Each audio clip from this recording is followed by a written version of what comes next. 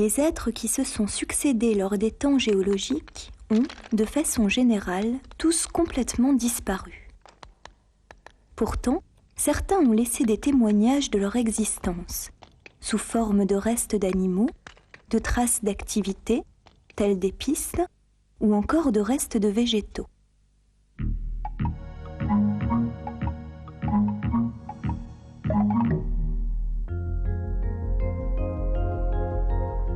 La fossilisation est l'ensemble des phénomènes qui a permis la conservation des organismes ou de leurs traces après leur mort.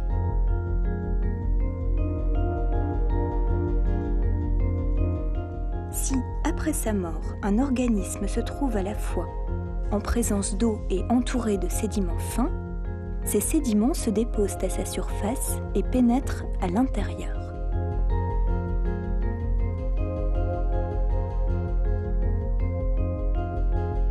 Ils en figent la surface en donnant un moule externe ou l'intérieur en donnant un moule interne.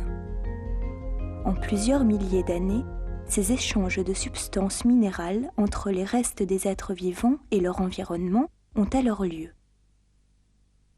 Comme en témoignent les troncs d'arbres silicifiés dont la matière organique a été remplacée par de la silice. Des organismes peuvent aussi être figés dans de l'ambre lors de leur vivant, ou momifiés dans des glaces ou des cendres volcaniques.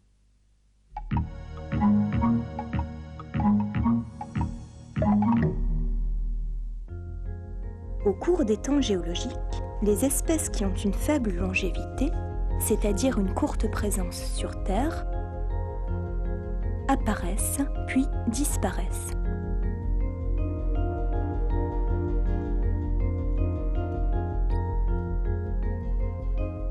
Lorsque ces fossiles ont une vaste répartition mondiale, ils permettent alors, par référence à leur âge et leur durée de vie, la datation des strates dans lesquelles ils se trouvent.